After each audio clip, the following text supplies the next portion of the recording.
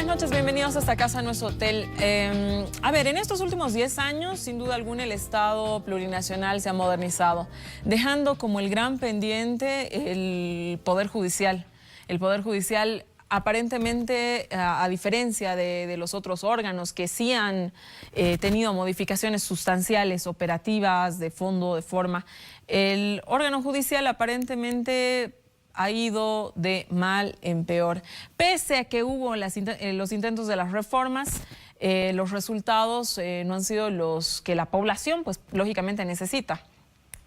El órgano electoral, de manera muy acertada, permite que quienes son candidatos a estas elecciones, las próximas elecciones del domingo 3 de diciembre, a los distintos tribunales, puedan presentarse en los medios de comunicación y contarnos qué es lo que piensan de la justicia y cómo, si en caso de ser elegidos, cómo podrían hacer para modificar de manera sustancial el órgano judicial. Por otro lado, en esta casa no es hotel, creemos que como parte de nuestros derechos democráticos está pues contarle a la gente sobre qué va a votar el siguiente domingo. Es así que esta noche hemos invitado a los candidatos de La Paz al Tribunal Supremo, al Tribunal Constitucional Plurinacional, en esta primera parte, y en una segunda parte al Tribunal Supremo de Justicia. Le damos la bienvenida a la doctora Brígida Vargas, candidata. Buenas noches, doctora. Bienvenida a esta casa, no es hotel. Qué suerte que la podemos tener acá. La anterior vez la queríamos tener también y no hemos logrado ubicarla, así que bienvenida al programa. Gracias, gracias. Con nosotros esta noche también Iván Lima. Iván, que es... tú siempre has sido mi panelista para temas jurídicos. Te doy la bienvenida por segunda vez aquí hablando de los temas que hacen a la elección judicial y me da mucho gusto tenerte. No, muchas gracias por la invitación. Buenas noches a toda la población que nos escucha y un honor estar siempre por acá. Con nosotros esta noche también Boris Arias. Ya lo conocemos en esta casa, no es hotel. Te damos nuevamente la bienvenida al programa. Buenas noches, bienvenido. Muy buenas noches. A todos ustedes, gracias por acompañarnos. El siguiente bloque iniciaremos una sesión de preguntas a quienes son los candidatos al Tribunal Constitucional Plurinacional. Quédese con nosotros.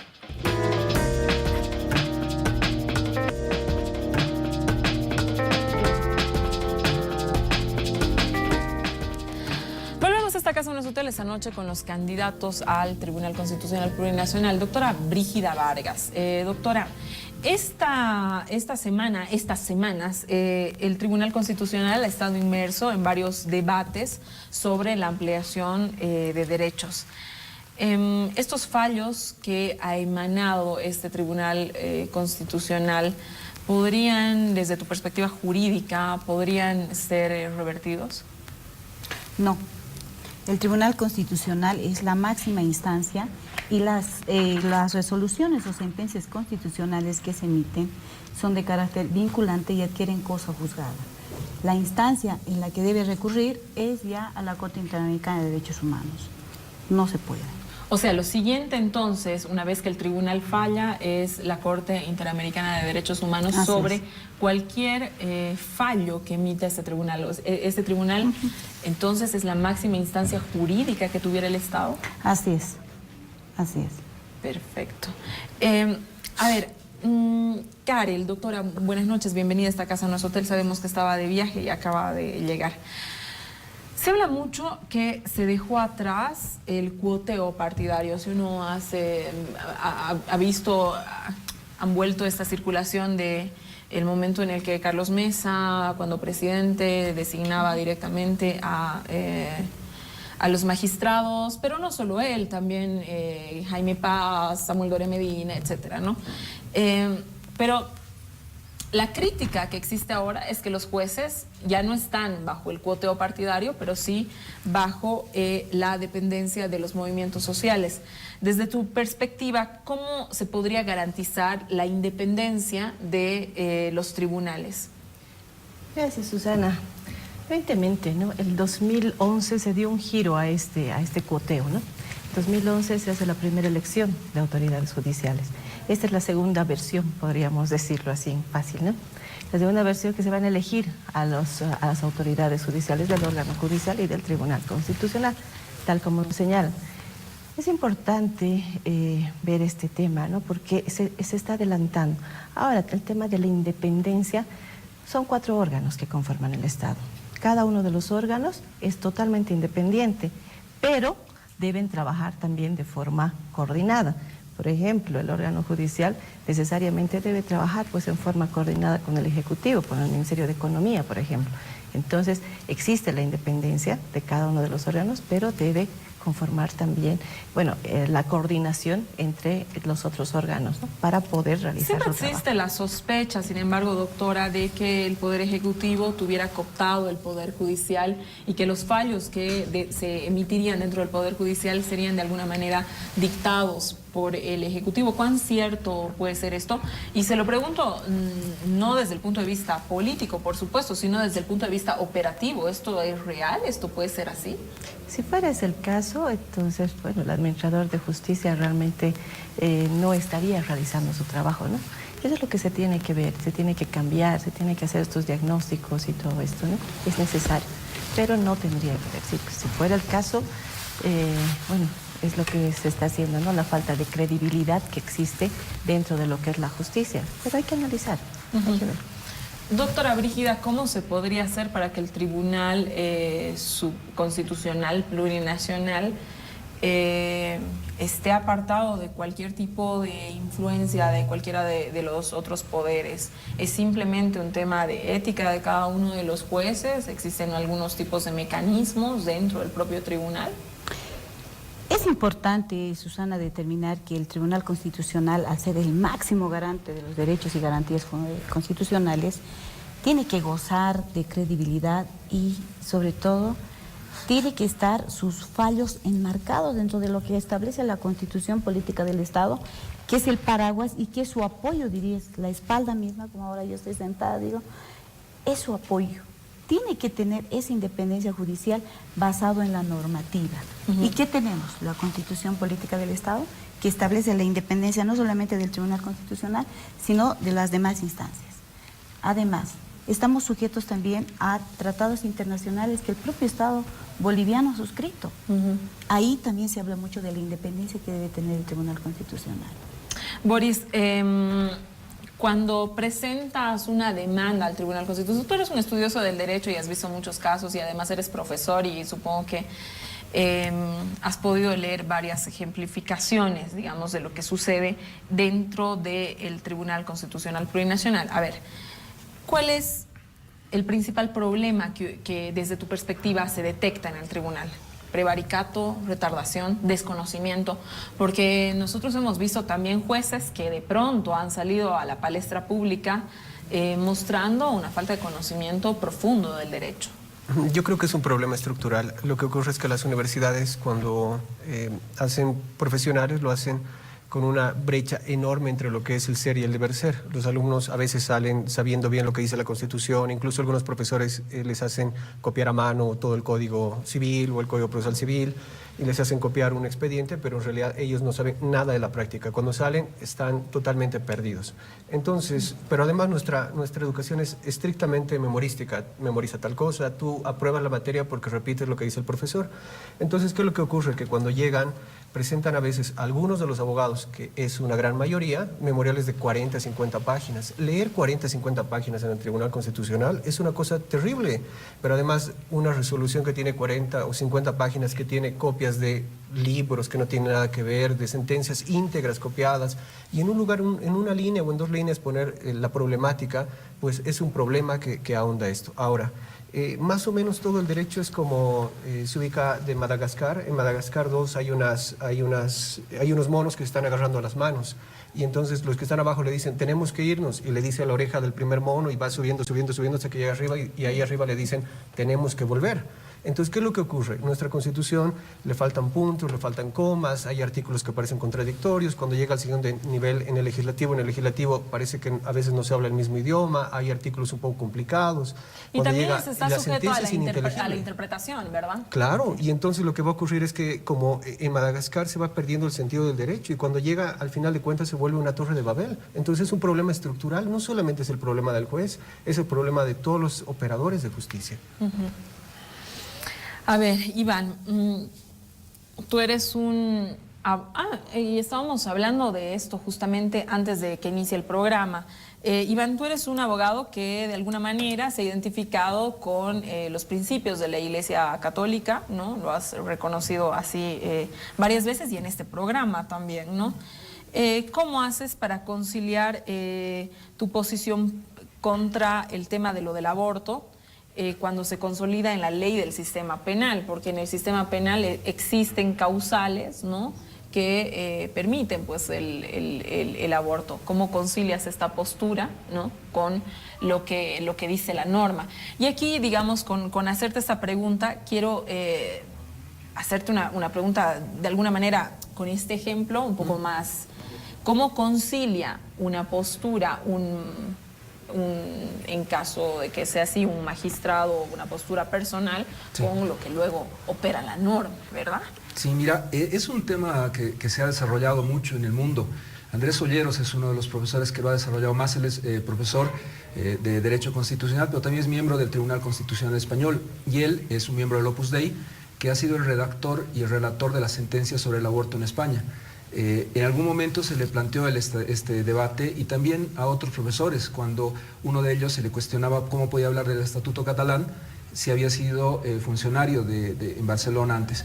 Ves que hay una contradicción permanente y ahí decían los profesores y todo el mundo jurídico, no solo en Europa, sino en todo el mundo, que no puedes tener seres o magistrados que sean aislados de su realidad.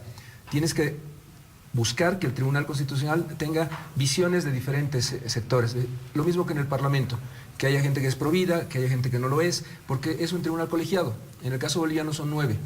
Y es muy importante en el modelo boliviano, que es electivo, que la gente adhiera a una persona que piensa igual que ellos, que piensa y que tiene los valores de ellos, sobre la vida, sobre una serie de situaciones morales. Es el modelo boliviano. La elección ha planteado esa posibilidad.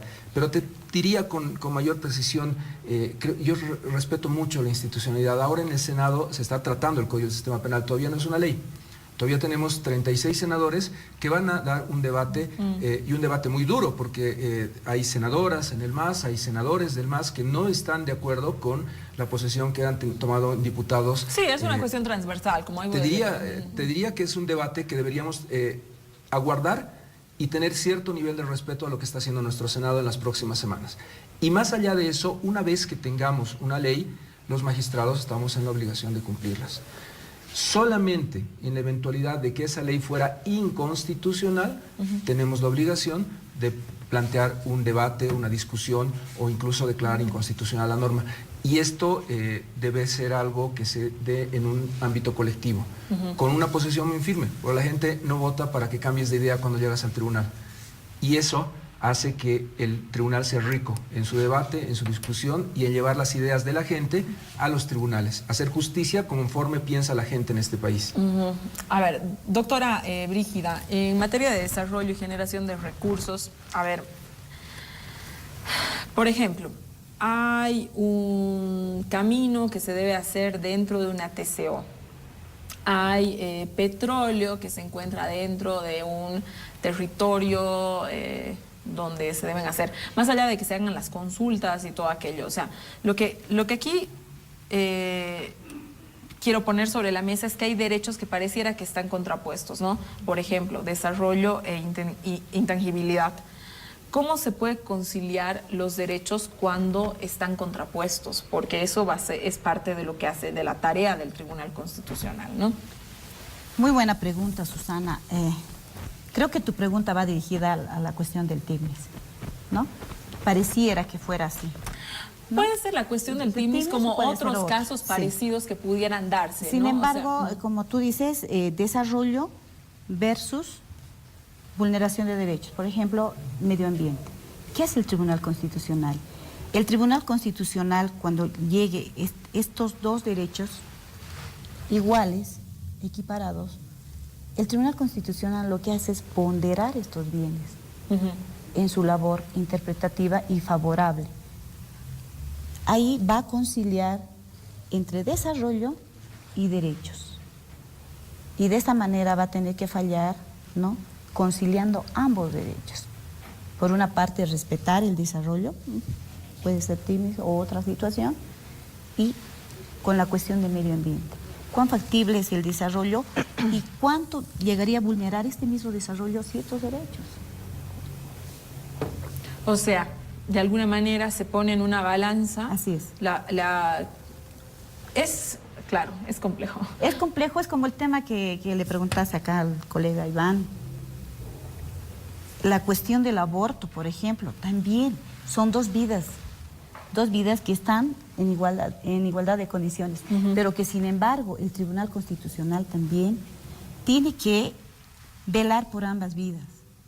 También no se tiene que separar de la realidad. Mueren cada día 2 mujeres por el tema de aborto.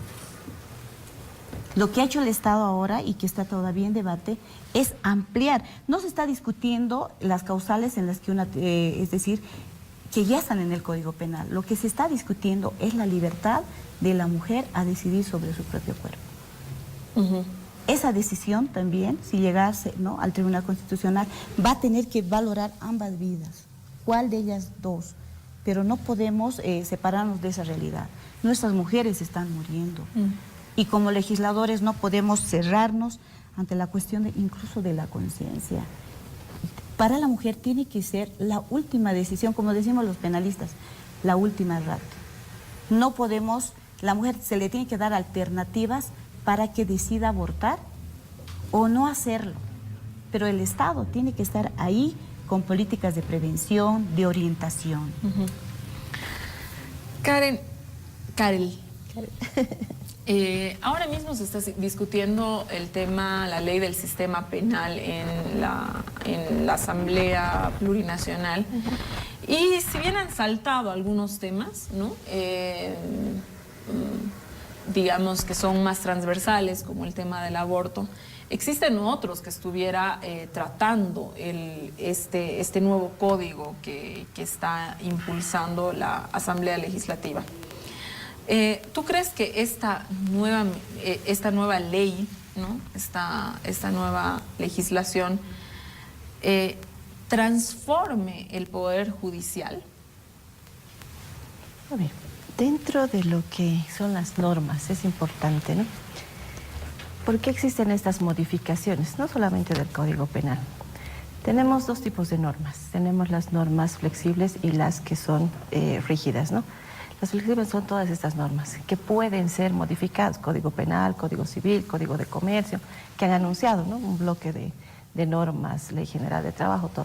Todas estas normas son flexibles, que deben ser modificadas en algún momento no a solicitud, sino por la evolución que va sucediendo, por las necesidades que presenta la sociedad. Por ejemplo, en algún momento señalaban y veía en prensa mayor penalidad para violadores o que sea, no sé, la muerte y todo eso, ¿no? Pero es porque la sociedad lo pide por tantos delitos que existen. Y eso es lo que está haciendo en este momento. El Código Penal, bueno, está siendo analizado y tendrán que ver, en este caso, los asambleístas, poder valorar toda este requerimiento de la sociedad y todo lo que ha venido sucediendo. En las noticias podemos ver claramente, el 70% de las noticias es crónica roja, que violó, que mató, que se suicidó, que si esto, que si el otro apareció, o sea, es crónica roja, definitivamente. Entonces, a raíz de todo eso, es justamente que surge esa necesidad de poder modificar, en este caso, el Código Penal, ¿no? Es lo mismo que ha sucedido con el Código Civil, por ejemplo, el Código de Procedimiento. Todo el mundo se quejaba, hay mucha retardación. Bueno, entonces lo han vuelto oral para ya quitar el carteo que existía entre los juzgados, entre el juzgador, en este caso el juez y los administradores. Entonces, es necesario, hay cambios, hay cambios. A ver, Boris, cuando se habla del derecho a la vida, se habla también, la norma prevé ciertas excepciones, ¿no es cierto? Ahí vemos el tema de lo del aborto, vemos lo que apuntaba Karen, ¿no? De pronto una efervescencia social para la pena de muerte en violadores de menores. Si ustedes se acuerdan, al principio del año había como una ola que empezó a salir todos los días casos de violencia contra menores, muerte a menores, muerte y violación a menores, maltrato a menores, ¿no? Entonces, de pronto, la sociedad misma dice, bueno, ¿y qué hacemos con esta gente? Capaz la pena de muerte, ¿no? Por otro lado, está el tema de la eutanasia, ¿no? Que también es un tema que de pronto por ahí no se trata. Yo quisiera que me des tu criterio en cuanto a estos temas que evidentemente están diferenciados, ¿no? La pena de muerte en muchos países está como condenada, pero ¿qué se opina sobre eso, no? Favorecer en liberar el aborto completamente y que sea una decisión de las mujeres. La línea de esta casa no es hotel, todo el mundo lo sabe, personalmente estoy de acuerdo que no, pero realmente la legislación puede normar una cuestión así. ¿Qué pasaría con la eutanasia? Alguien que, bueno, no sé, enfermo terminal, que ya no da más con el dolor y que decide tomar una decisión, ¿por qué la norma no sería una limitante, ¿no? Sí, bueno, hay un libro que me parece muy interesante que es Vigilar y Castigar. Vigilar y Castigar, Foucault cuenta la narración de una persona que matan con torturas. Al final la persona no moría, le ponen unos caballos, le terminan cortando los brazos, todavía seguía gimiendo y después la terminan matando. Y entonces muestra Foucault varias maneras de matar. Igual si vemos el Código de Procedimientos Santa Cruz, el Código Criminal de esa época, lo que decía es que había que decir que iban a matar al día, la gente tenía que ir a escupirla y después matarla a palazos. Y entonces la pregunta es, ¿aumentamos la rigurosidad, aumentamos la pena de muerte, aumentamos todas estas cosas, mejoramos el Código Penal en su redacción y entonces se va a eliminar la delincuencia? Probablemente no, porque en realidad la delincuencia puede ser que no se encuentre con problemas de que la ley esté mal necesariamente, sino que falta políticas públicas. Puede ser que haya muchachos que están en pandillas, chicos que cuando vas a la universidad están jugando simplemente esos jueguitos de internet, no están leyendo, y padres que han abandonado un poco a sus hijos. Entonces hay una serie de problemas de políticas públicas que hemos descuidado. No necesariamente la ley va a resolver el tema. Ahora, ¿qué es lo que hace el juez básicamente? Y la anterior les comentaba en una socialización que teníamos en la ANAPOL, yo me acuerdo que veía esa película del Mago de Oz, donde aparecía una reina y la reina decía a todo el mundo, córtenle la cabeza, córtenle la cabeza, córtenle la cabeza. Y entonces cuando aparecía la persona y decía, es que ¿por qué me va a cortar la cabeza si apenas le he servido un poco caliente? No es para tanto. Y entonces acude al juez y el juez tendría que decir, ah, mire, yo sé que la reina quiere que le corte la cabeza y creo que la gente quiere que lo corte la cabeza, pero lo siento, él tiene un derecho. Y entonces, si él tiene el derecho, lo que debo hacer es proteger ese derecho. Entonces, creo que esa es la función del juez. El juez lo que hace es proteger los derechos de las personas, incluso así sea impopular su decisión. Ahora, sobre la eutanasia, muy brevemente, lo que podemos decir es, lo que va a ocurrir es que hay dos maneras de resolver el caso, como decía la doctora Brígida. La primera es para los positivistas determinar hasta dónde alcanza un derecho y dónde termina el otro derecho, vía interpretación. La otra, que me parece más oscura, pero bueno, es otro método reconocido, es el de la ponderación, tomar los dos derechos, ponderarlos y ver cuál es el que pesa más. Y entonces, ¿qué es lo que sucede? Creo que el magistrado no puede ser totalmente independiente, imparcial, como decía el doctor Lima, porque él llega con ciertos valores, pero además tiene valores establecidos en la Constitución. Y entonces, aunque él no le agrade y diga, al final, este es un valor que lo estableció la Constitución, esto es lo que ha establecido la mayoría de la población, y bueno, al final de cuentas yo debo asumir esas consecuencias. Entonces, ¿qué significa eso? El juez no está al margen del contexto social. Si el contexto social no reconoce una figura jurídica, el juez, por supuesto que puede ser una trinchera en ciertos casos, pero en ciertos casos debe esperar a que la gente evolucione en su concepción sobre distintas figuras y después resolver conforme corresponde. Te agradezco mucho. A ver, Iván, Antes de hacer una pregunta para todos y acabar esta ronda. Samuel Doria Medina te ha hecho un ataque frontal. Te ha acusado de haber tenido que ver con la estrategia de la denuncia sobre el tema de la empresa offshore que él creó, el tema de Acapana, que le permitió evadir los impuestos. ¿Cómo fue esa evasión y qué podría hacer un tribunal constitucional plurinacional para evitar este tipo de evasiones, para evitar esto que tú, cuando has respondido, llamaste traición a la patria, ¿no es cierto? Te hago esta pregunta porque dentro de este momento ha habido una acusación frontal a ti de parte de un político, y entonces...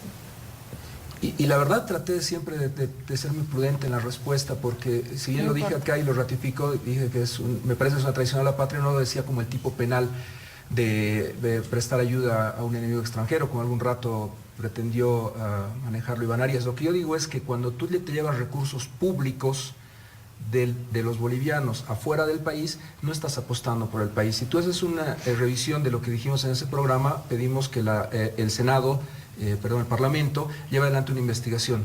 Ha habido múltiples documentos y se calcula que en este momento el daño que ha ocasionado el señor Doria Medina a través de la empresa Acapana es de $40 millones. Estamos hablando de $40 millones que muy bien le vendrían a la salud, a la educación y a todos los bolivianos que están en este momento con un déficit muy grande solamente en esas dos materias. Por eso me parece a mí que no pagar tus impuestos es algo muy grave. Pero más allá de eso, creo que la segunda parte de tu pregunta es la central. ¿Qué puede hacer un tribunal? ¿Un tribunal acaso no aplica solo la ley? Y yo te diría que no. En el sur global, así le llamamos los constitucionalistas, a la Corte de Colombia, a la Corte de Sudáfrica, al Tribunal de la India, los jueces se han vuelto activistas en la defensa de los derechos. El ataque a la pobreza en la India ha sido obra de la Corte Suprema de la India. Cómo ha construido los derechos de los privados de libertad y el derecho a la salud la Corte colombiana es un trabajo de los jueces. Definitivamente, cuando el poder ejecutivo y el legislativo no cumplen su rol, la pregunta inteligente, la pregunta eficaz tiene que venir de los jueces. Yo me imagino un tribunal constitucional que pregunte por qué se está usando tan mal los recursos de la Caja de Salud y de todas las otras cajas. Quisiera saber cuántos recursos gastamos en administrativos. ¿De oficio el tribunal podría intervenir? En general, uno de los valores más importantes de los tribunales es el cumplimiento de sus decisiones. Yo, a diferencia de mis colegas, creo que sí se pueden revisar todas las decisiones. La jurisprudencia no está escrita en piedra. La Constitución sí, pero la jurisprudencia no. Todos los derechos que se le quitan a la población se pueden mejorar y se pueden trabajar de una manera más eficiente desde el Tribunal Constitucional. Y de oficio sí, claro que sí. En muchos de los casos la construcción del poder constitucional no ha sido una cesión de los otros poderes, ha sido algo que lo han ido elaborando los mismos jueces. Certiorari, la posibilidad de abocarse casos, resolver el problema de la gente ahora y no dentro de 10 años, es algo que lo va a construir el tribunal. Cada tribunal tiene su rol. Ve el tribunal colombiano, ve el tribunal sudafricano en construir todo lo que ha sido una nueva sociedad en estos países. Es rol de los tribunales. Interesante. A ver, doctora Brígida, en un minutito, porque tenemos que cerrar y empezar con los candidatos del otro tribunal. ¿Qué se podría hacer desde el Tribunal desde el Tribunal Constitucional Plurinacional para mejorar, evitar la retardación de justicia, por ejemplo? El Tribunal Constitucional, Susana, tiene el 90% de amparos constitucionales y acciones de libertad. Amparos constitucionales en la vulneración de derechos de autoridades y particulares. Acciones de libertad cuando la vida o la libertad de las personas está puesta en riesgo. Congestionan el Tribunal Constitucional. ¿Qué propongo? Salas constitucionales. Salas constitucionales que van a conocer estas acciones, que van a estar instaladas en los 3 departamentos con mayor carga procesal, que son La Paz, Cochabamba y Santa Cruz. De esta manera se va a descongestionar los jueces ordinarios. Boris, la misma pregunta. para el mejoramiento de la protección de derechos y garantías. No, por ejemplo, el tema de la retardación de justicia, que se señala como el tema más problemático dentro de la justicia. ¿Cómo se puede resolver desde el tribunal? ¿Cómo se puede resolver que realmente la gente sienta que la justicia es un servicio? Yo le voy a decir que la Corte Suprema en algunas de sus salas ya está al día. Y la Corte está sacando bastante rápido los autos supremos, a lo que pasaba antes, que pasaban 2 o 3 años. Pero ¿por qué la gente sigue protestando? ¿Por qué tengo un amigo, por ejemplo, que trabaja en una institución pública, me decía, yo he ganado todo, he llegado a la Corte Suprema y no me siento satisfecho?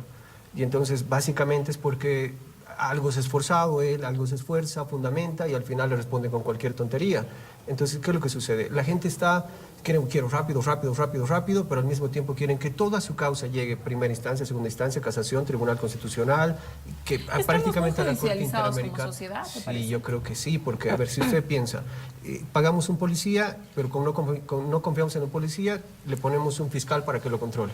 Como no confiamos en el fiscal porque X motivos, le ponemos un juez. Hasta ahí está bien, pero como no confiamos, le ponemos a un vocal. Y como tampoco confiamos en los vocales, le ponemos a otro juez. Mire, ya son 5 instancias, básicamente.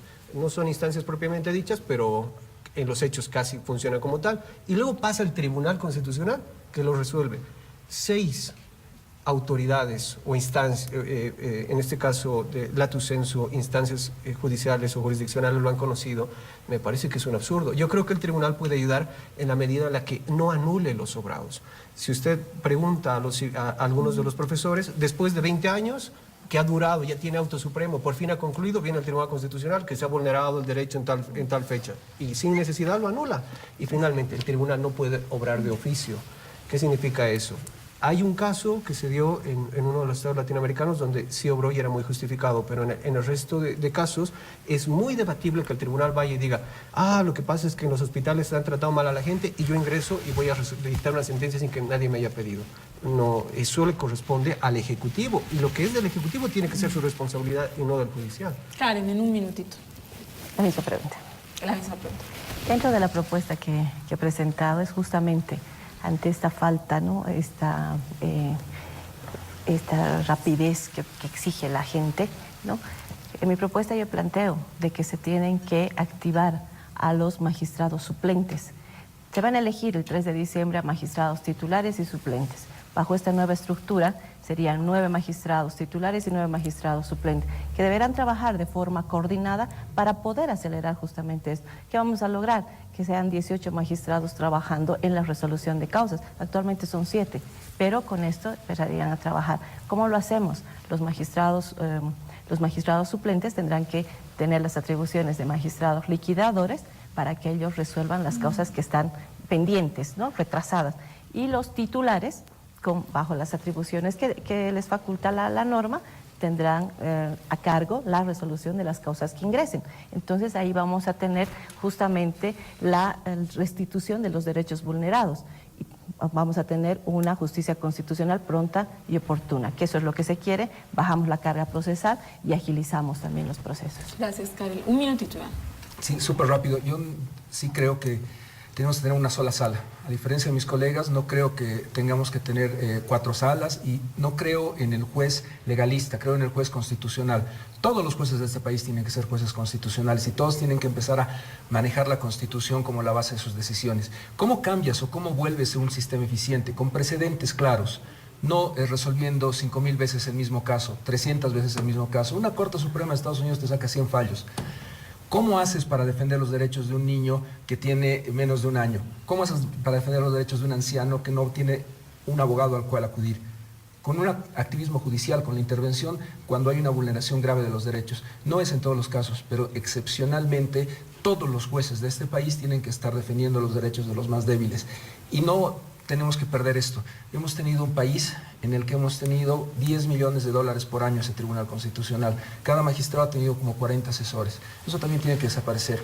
No tiene sentido que sigamos diciendo que hay retardación o que no tenemos recursos cuando los hay y los administramos de una forma ineficiente. Ejemplo final, el turismo judicial. Ha salido un informe esta semana de todo un año de viajes de los magistrados del Tribunal Constitucional. No han trabajado, han estado haciendo turismo judicial.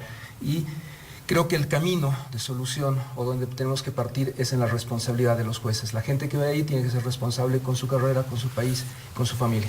Así esperamos. Bueno, el siguiente domingo les deseo mucho éxito a todos. Quédese en esta casa, no es hotel. Seguimos con los candidatos del Tribunal Supremo de Justicia.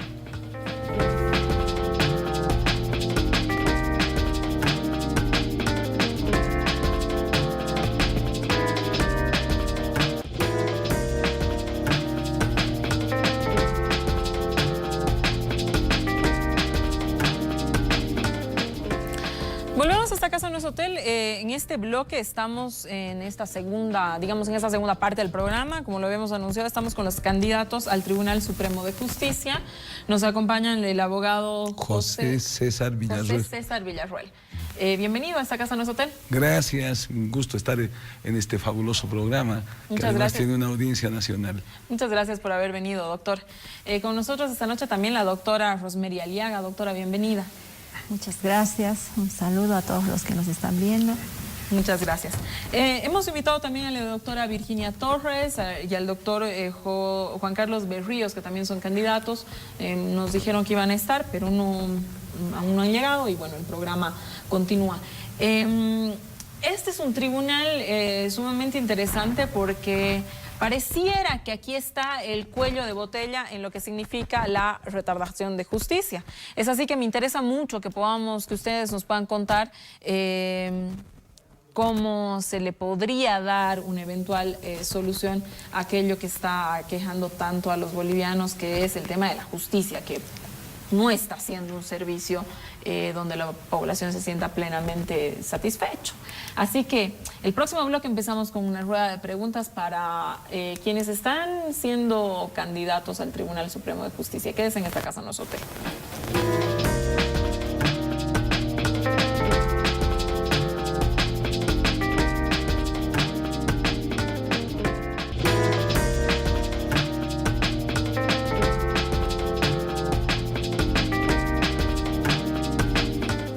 Volvemos a esta casa, no es hotel. Esta noche, en esta parte del programa, que ya es el último bloque, estamos con los candidatos al Tribunal Supremo de Justicia, a quienes muy cordialmente han accedido a venirnos a contar qué es lo que pretenden hacer en el caso de que fueran elegidos. Quiero empezar con usted, Rosemary. La retardación de justicia aparentemente es el problema central de lo que del mal, digamos, de la justicia en general. Mi pregunta es, ¿cuántos casos hay y cuántos casos al día debe resolver un magistrado para terminar con la retardación de justicia? Porque de alguna manera lo que nosotros hemos ido escuchando acá en los medios es que hubiera una saturación muy grande, que cada magistrado tiene que atender muchísimos casos que les resulta humanamente imposible. Entonces, ¿cómo lo ve usted? ¿Cuál es su opinión alrededor de esta pregunta? Bien, buenas noches nuevamente a todos los que nos están viendo, escuchando, para conocer las propuestas que vamos a formular en este espacio de socialización de las ideas y de cómo podemos mejorar la justicia que esté al servicio de la sociedad. Estadísticamente se ha manejado bastante el tema de la saturación, en el sentido de que un juez en un juzgado tiene más de 2.000 causas que tiene que atender. Esto le imposibilita y le hace inhumanamente imposible hacer este trabajo.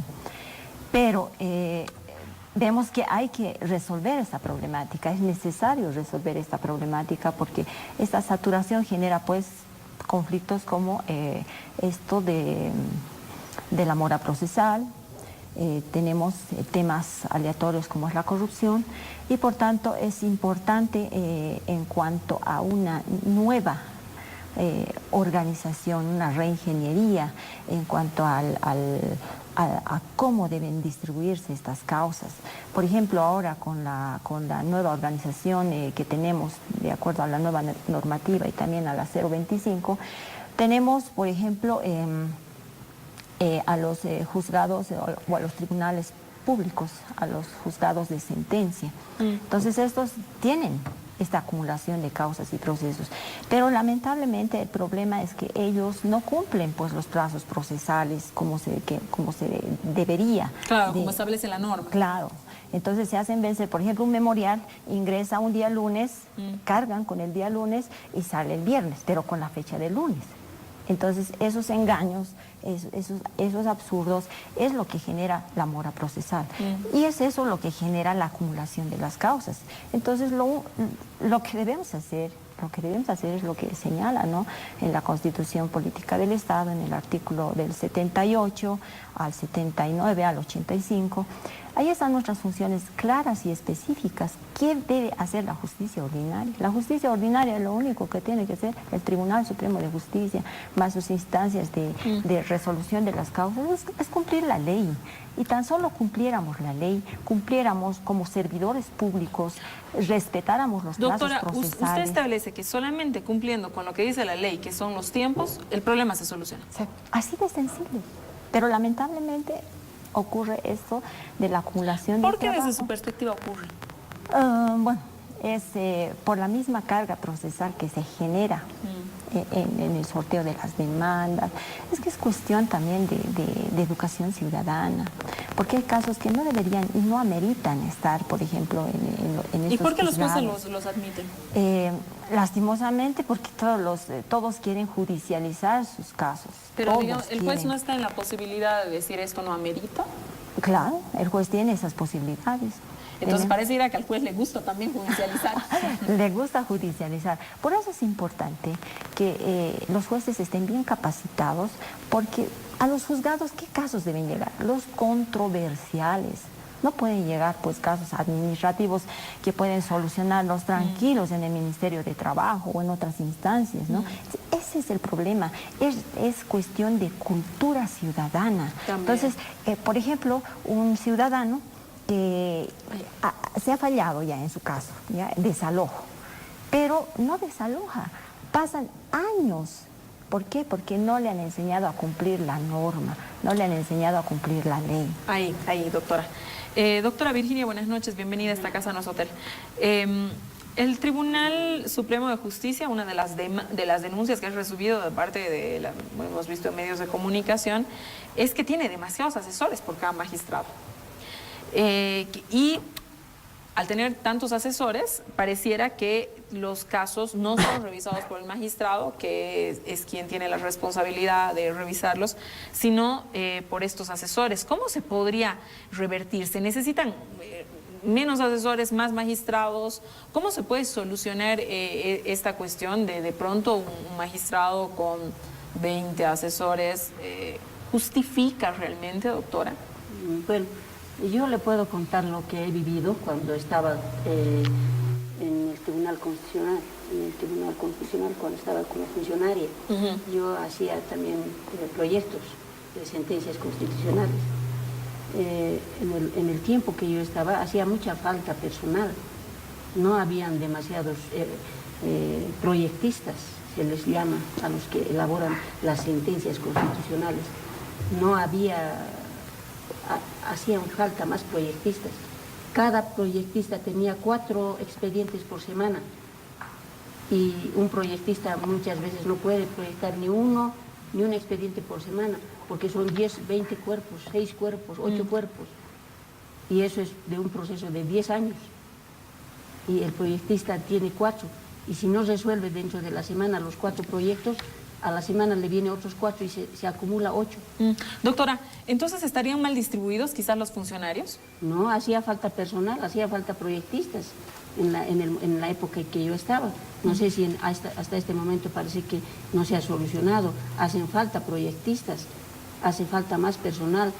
Para mí no es cierto que haya mayor personal. Ahora, los que revisan las causas, las sentencias constitucionales, cuando yo trabajaba, eran todas las salas, todos los magistrados y sus letrados iban revisando todas las causas. Salía una sentencia constitucional y por todas las salas tenía que pasar para ver si alguno de las salas ¿No es muy tenía burocrático observaciones. que pase por todas las salas? ¿No debería ser una sala la que No resuelva? tarda. Tienen plazos, se cumplen los plazos.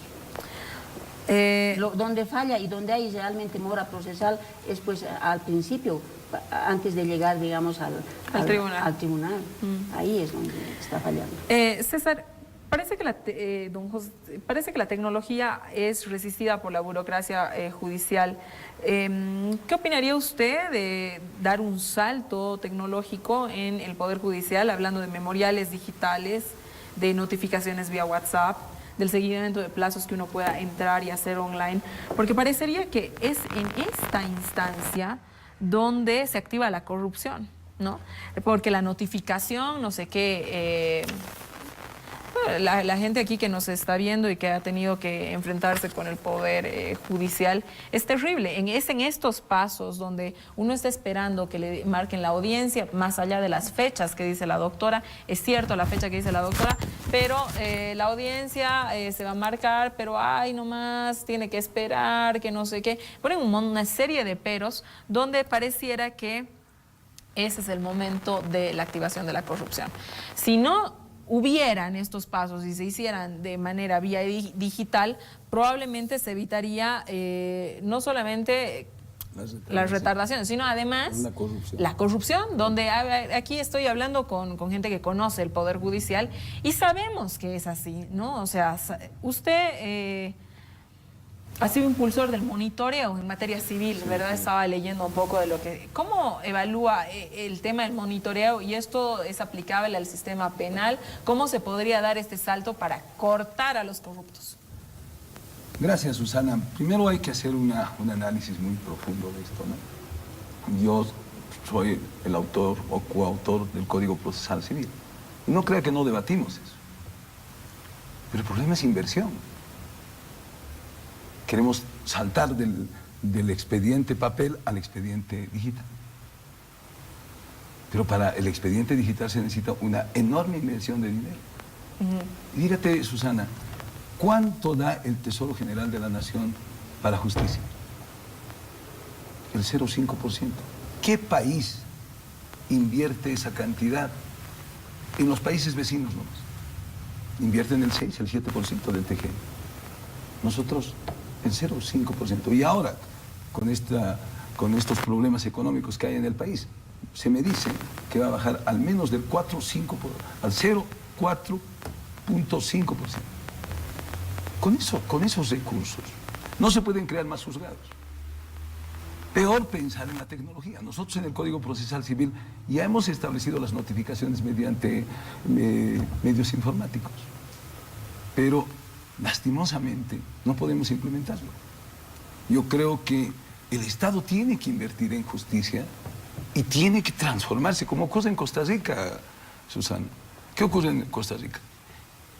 No se necesita estar controlando al personal. El magistrado puede hacer los fallos desde su casa. Lo que importa es que esté registrado el fallo y que haya el concepto de seguridad. ¿Cuál era el problema más grave que se nos indica en el tema informático? El tema de la posibilidad de su hackeo.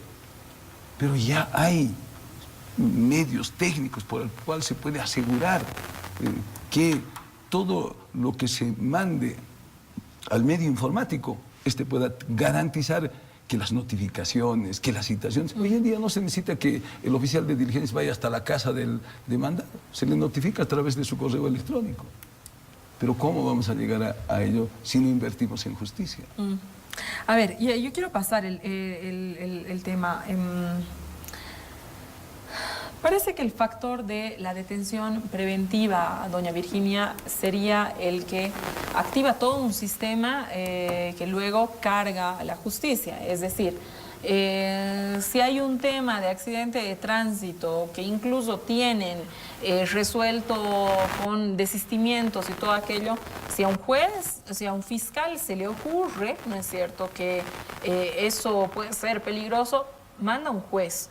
A un juez se le ocurre, porque realmente estamos hablando de que la justicia hoy día está llena de estos casos, ¿no es cierto?, que a nombre de la detención preventiva pareciera que se activaría un circuito, ¿no?, donde por tener la libertad, ¿no?, el ciudadano recurriría a temas de corrupción inmediata, ¿no? Entonces, pareciera que el fiscal, si lo amedrenta al ciudadano con su libertad, el ciudadano ahí tiene que, ¿no? Luego el juez, sin ver los papeles, y eso sucede, ¿no es cierto? Sin ver los papeles, yo no sé si ser el juez, el oficial mayor, no sé qué, piden dinero para ver, sin ver los papeles, cuál va a ser la sentencia. Entonces, pareciera que el tema de retención ante todos los casos, detención al ciudadano ante todos los casos, o sea, puede ser esa cuestión que dice la doctora, de aquel que no ha salido de una casa, de aquel que ha tenido un incidente de tránsito donde no existen ni heridos ni muertos de ninguna naturaleza, de aquel en la misma en el mismo nivel de aquel que mata, de aquel que viola, de aquel que una serie de cosas, ¿no es cierto? Donde la detención sería el instrumento que utiliza la justicia para amedrentar al ciudadano y empezar en una suerte de circuito de cobro, ¿no? ¿Cómo se puede resolver eso desde el Tribunal Supremo de Justicia? Al Tribunal Supremo de Justicia llega ya, es la última instancia, ¿no? El Tribunal Supremo. Ha habido primero una investigación en la Fiscalía, luego ha habido una sentencia de primera instancia, ha habido después una sentencia de segunda instancia y hay una instancia que es el recurso de casación, al cual ya el Tribunal Supremo tiene que conocer. Pero el problema está al principio. El principio es pues el meollo del problema. Por eso, ¿qué puede hacer el tribunal para que ese principio, ¿no? Porque finalmente los jueces dependen del tribunal. Claro. O sea, la máxima instancia no solamente es la máxima instancia para llegar la causa ahí, sino también es la máxima instancia en cuanto a autoridad. Entonces, esa autoridad, si toma conocimiento que el fallo está en la base, ¿cómo se hace para resolver eso? Claro, se va a revisar, desde foja cero se revisa el expediente en el Tribunal Supremo, para ver dónde está, si se ha cumplido el debido proceso, ¿no? Si se ha cumplido los plazos. Ya. Entonces, si se ha cumplido los plazos. ¿Y cuánto tiempo ha tardado ese expediente en ir hasta el recurso de casación? ¿No es cierto? Perfecto, doctora. Entonces, usted me está hablando de que hay que cumplir con todo el proceso de revisión. Doctora, en un minuto, porque ya los tiempos me están cerrando, me tengo que ir. ¿Cómo se podría hacer desde el Tribunal Supremo de Justicia para darle una solución integral a la justicia? En un minuto, por favor. Desde el Tribunal Supremo de Justicia, en función a las características y las funciones que nos compete de acuerdo a la jurisdicción y competencia, fundamentalmente es revisar los fallos de los jueces, si estos están fundamentados, si estos están respaldados con la norma y si no es así, revocar estos fallos para que el pueblo aprenda y empiece a creer en la justicia, porque eso es lo que quiere el pueblo, quiere creer en la justicia, no en falacias de sentencias que lastimosamente no tienen un contenido jurídico.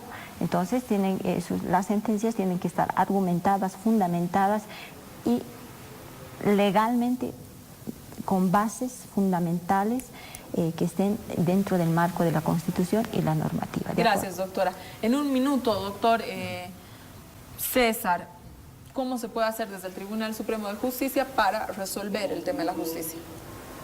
Hay que luchar contra la retardación de justicia planteando una nueva reingeniería del Poder Judicial.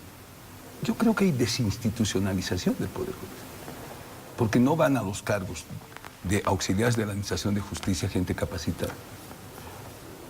Y lo digo con absoluta franqueza, porque va el amigo del magistrado, el que lo ha apoyado. ¿Cuántos funcionarios del Tribunal Supremo han rendido exámenes para ocupar un cargo ahí? No hay institucionalización del Poder Judicial. Nosotros tenemos que institucionalizar el Poder Judicial. Desde la cabeza. Los mismos magistrados tienen que mostrar capacidad, Susana. Así es. Hace un momento decía usted, 20 asistentes. ¿Los asistentes hacen y los magistrados firman? ¿O el magistrado tiene que redactar los fallos? Así es, doctor. El magistrado, nosotros estamos de acuerdo con usted que el magistrado debería ser el que redacte. El que personalmente es imposible. vea qué es lo que está sucediendo. Es imposible, Susana, Sí. que sea el subalterno el que te lo haga y vos firmas. Para eso, pues mejor contratemos 200 ayudantes y un solo magistrado del Tribunal De Supremo. sellador. Muchísimas gracias por haber estado esta noche con nosotros. Muchísimas gracias, doctora Virginia. Muchísimas gracias, doctora Rosemary. Muchísimas gracias, doctor César. Les deseamos mucho éxito el siguiente domingo. Aquí está la gente, la papeleta de votación. El siguiente domingo, la elección judicial. Hay el tema departamental que está acá en una planilla y el tema nacional. En el caso departamental se elige Tribunal Supremo Constitucional, Tribunal Constitucional Plurinacional y Tribunal Supremo de Justicia en los nacionales, pero ya son temas que en ATV se han explicado y participe, su derecho democrático, votar conmigo hasta el siguiente domingo para ver cómo salen los resultados de esta elección judicial. Muy buenas noches, quédese en la programación de esta casa, no es hotel. El próximo domingo a las 8 de la noche, no estamos estas semanas en horarios normales. Muy buenas noches.